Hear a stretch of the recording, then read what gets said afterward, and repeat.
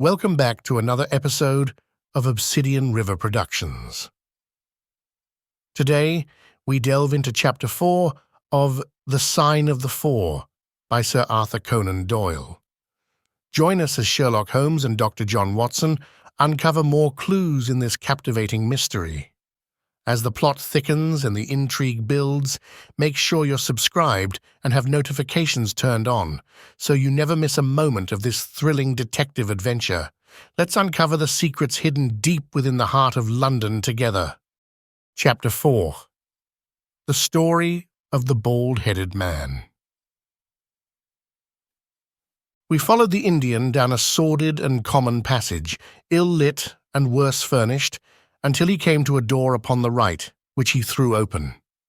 A blaze of yellow light streamed out upon us, and in the centre of the glare there stood a small man with a very high head, a bristle of red hair all round the fringe of it, and a bald, shining scalp, which shot out from among it like a mountain peak from fir trees. He writhed his hands together as he stood, and his features were in a perpetual jerk, now smiling, now scowling, but never for an instant in repose. Nature had given him a pendulous lip and a too visible line of yellow and irregular teeth, which he strove feebly to conceal by constantly passing his hand over the lower part of his face. In spite of his obtrusive baldness, he gave the impression of youth. In point of fact, he had just turned his 30th year. "Your servant, Miss Morstan," he kept repeating in a thin, high voice. "Your servant, gentlemen. Pray step into my little sanctum. A small place, miss, but furnished to my own liking. An oasis of art in the howling desert of South London." We were all astonished by the appearance of the apartment into which he invited us. In that sorry house, it looked as out of place as a diamond of the first water in a setting of brass. The richest and glossiest of curtains and tapestries draped the walls, looped back here and there to expose some richly mounted painting or oriental vase. The carpet was of amber and black, so soft and so thick that the foot sank pleasantly into it, as into a bed of moss. Two great tiger skins thrown athwart it increased the suggestion of Eastern luxury, as did a huge hookah which stood upon a mat in the corner. A lamp, in the fashion of a silver dove, was hung from an almost invisible golden wire in the centre of the room. As it burned, it filled the air with a subtle and aromatic odour. "Mr. Thaddius Sholto," said the little man, still jerking and smiling. "That is my name. You are Miss Morstan, of course. And these gentlemen, this is Mr. Sherlock Holmes, and this is Dr. Watson." "A doctor, eh?" cried he, much excited. "Have you your stethoscope? Might I ask you, would you have the kindness? I have grave doubts as to my mitral valve, if you would be so very good. The aortic I may rely upon, but I should value your opinion upon the mitral."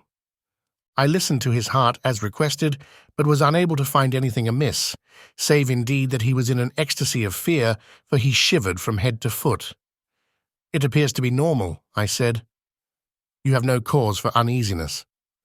"You will excuse my anxiety, Miss Morstan," he remarked airily. "I am a great sufferer, and I have long had suspicions as to that valve. I am delighted to hear that they are unwarranted. Had your father, Miss Morstan, refrained from throwing a strain upon his heart, he might have been alive now." I could have struck the man across the face, so hot was I at this callous and offhand reference to so delicate a matter. Miss Morstan sat down, and her face grew white to the lips.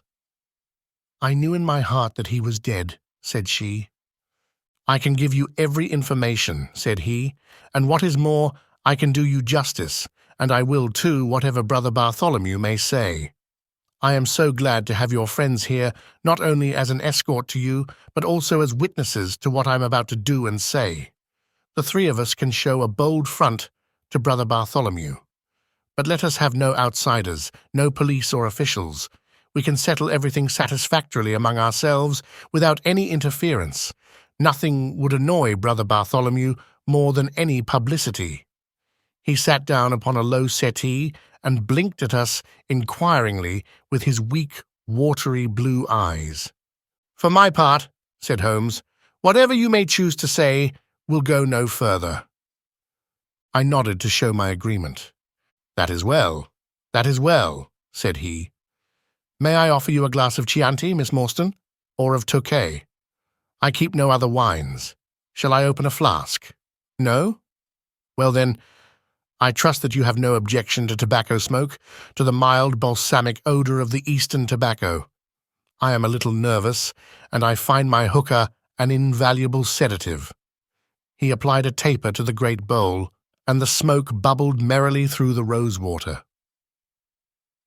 We sat all three in a semicircle, with our heads advanced and our chins upon our hands, while the strange, jerky little fellow, with his high, shining head, puffed uneasily in the centre.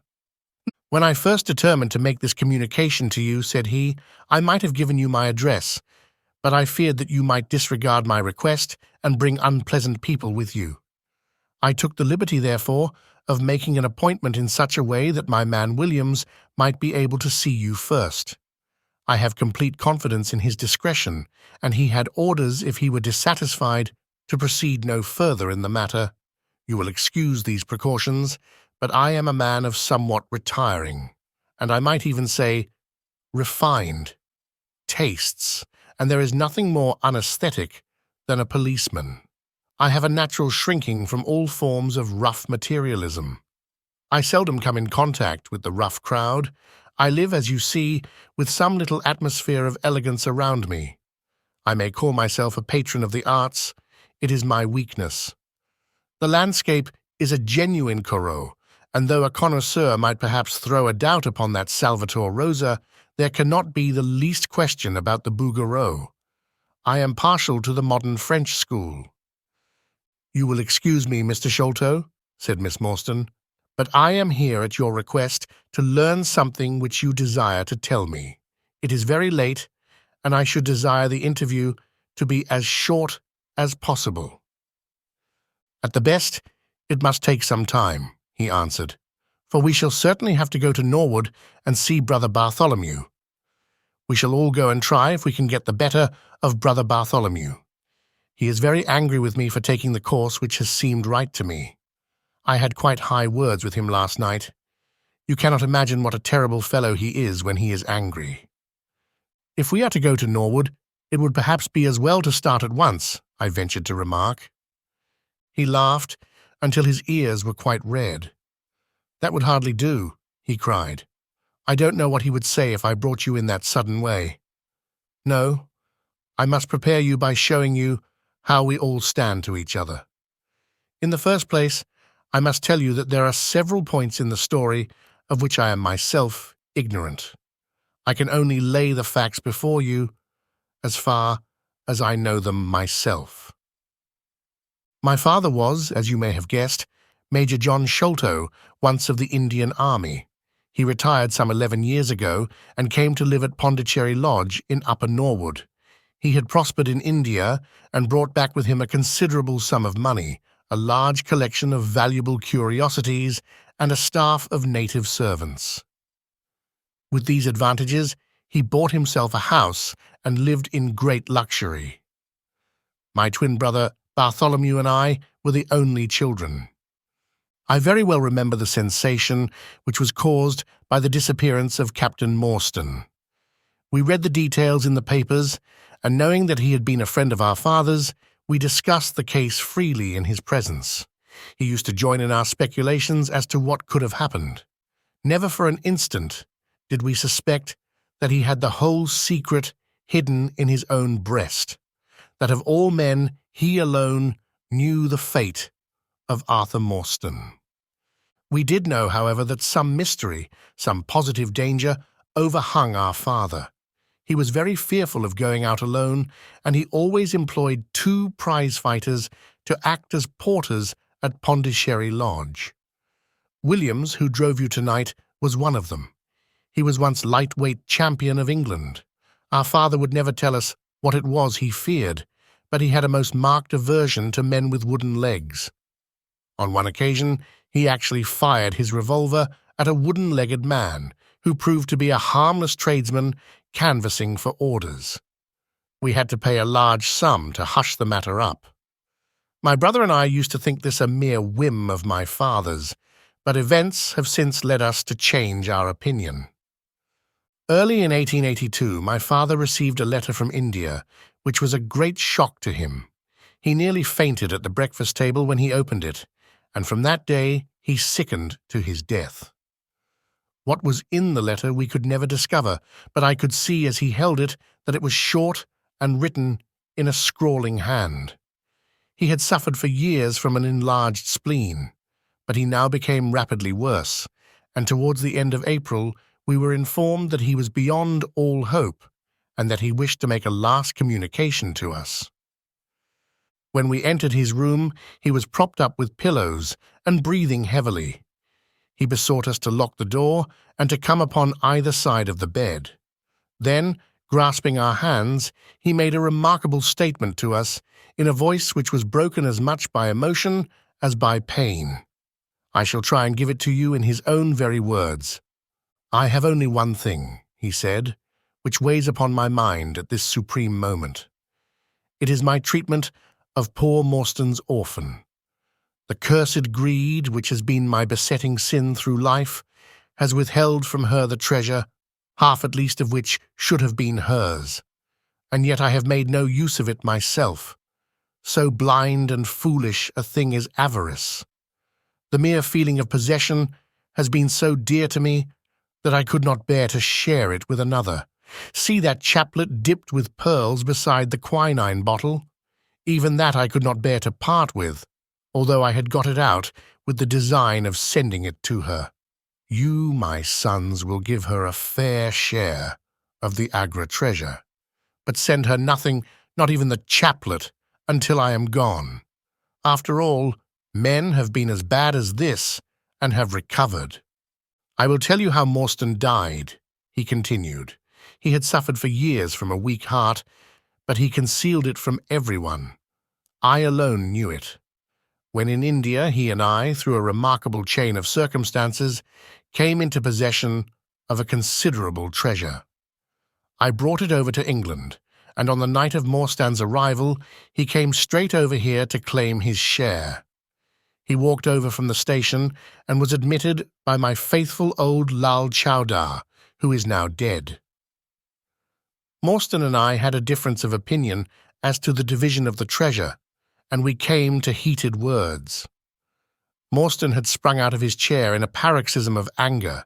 When he suddenly pressed his hand to his side, his face turned a dusky hue, and he fell backwards, cutting his head against the corner of the treasure chest. When I stooped over him, I found, to my horror, that he was dead. For a long time I sat half distracted, wondering what I should do. My first impulse was, of course, to call for assistance, but I could not but recognize that there was every chance that I would be accused of his murder. His death at the moment of a quarrel, and the gash in his head, would be black against me. Again, an official inquiry could not be made without bringing out some facts about the treasure, which I was particularly anxious to keep secret. He had told me that no soul upon earth knew where he had gone. There seemed to be no necessity why any soul ever should know. I was still pondering over the matter when, looking up, I saw my servant, Lal Chowdar, in the doorway. He stole in and bolted the door behind him. "Do not fear, Sahib," he said. "No one need know that you have killed him. Let us hide him away, and who is the wiser?" "I did not kill him," said I. Lal Chowdar shook his head and smiled. "I heard it all, Sahib," said he. "I heard you quarrel, and I heard the blow. But my lips are sealed. All are asleep in the house. Let us put him away together." That was enough to decide me. If my own servant could not believe my innocence, how could I hope to make it good before 12 foolish tradesmen in a jury box? Lal Chowdar and I disposed of the body that night, and within a few days the London papers were full of the mysterious disappearance of Captain Morstan. You will see from what I say that I can hardly be blamed in the matter. My fault lies in the fact that we concealed not only the body, but also the treasure, and that I have clung to Morstan's share as well as to my own. I wish you, therefore, to make restitution. Put your ears down to my mouth. The treasure is hidden in—" At this instant a horrible change came over his expression. His eyes stared wildly, his jaw dropped, and he yelled in a voice which I can never forget, "Keep him out! For Christ's sake, keep him out!" We both stared round at the window behind us upon which his gaze was fixed. A face was looking in at us out of the darkness. We could see the whitening of the nose where it was pressed against the glass. It was a bearded, hairy face with wild, cruel eyes and an expression of concentrated malevolence. My brother and I rushed towards the window, but the man was gone. When we returned to my father, his head had dropped and his pulse had ceased to beat. We searched the garden that night, but found no sign of the intruder, save that just under the window a single footmark was visible in the flower bed. But for that one trace, we might have thought that our imaginations had conjured up that wild, fierce face. We soon, however, had another and a more striking proof that there were secret agencies at work all round us. The window of my father's room was found open in the morning. His cupboards and boxes had been rifled, and upon his chest was fixed a torn piece of paper with the words, "The sign of the fall," scrawled across it. What the phrase meant, or who our secret visitor may have been, we never knew. As far as we can judge, none of my father's property had been actually stolen, though everything had been turned out. My brother and I naturally associated this peculiar incident with the fear which haunted my father during his life, but it is still a complete mystery to us. The little man stopped to relight his hookah and puffed thoughtfully for a few moments. We had all sat absorbed, listening to his extraordinary narrative. At the short account of her father's death, Miss Morstan had turned deadly white, and for a moment I feared that she was about to faint. She rallied, however, on drinking a glass of water, which I quietly poured out for her from a Venetian carafe upon the side table. Sherlock Holmes leaned back in his chair with an abstracted expression, and the lids drawn low over his glittering eyes. As I glanced at him, I could not but think how on that very day he had complained bitterly of the commonplaceness of life. Here at least was a problem which would tax his sagacity to the utmost.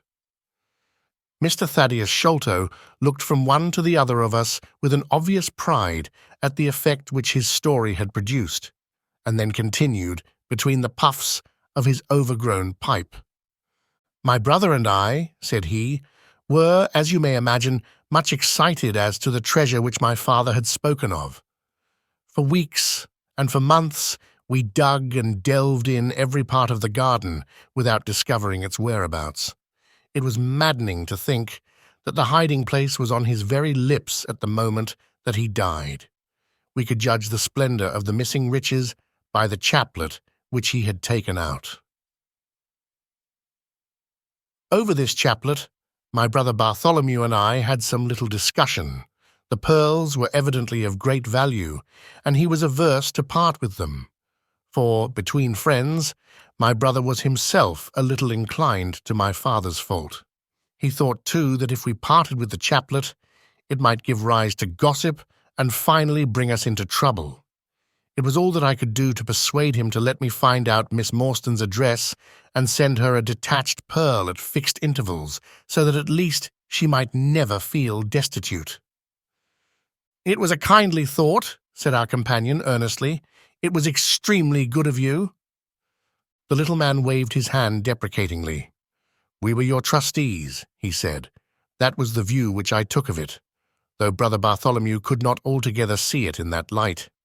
We had plenty of money ourselves. I desired no more, Besides, it would have been such bad taste to have treated a young lady in so scurvy a fashion. Le mauvais goût mène au crime.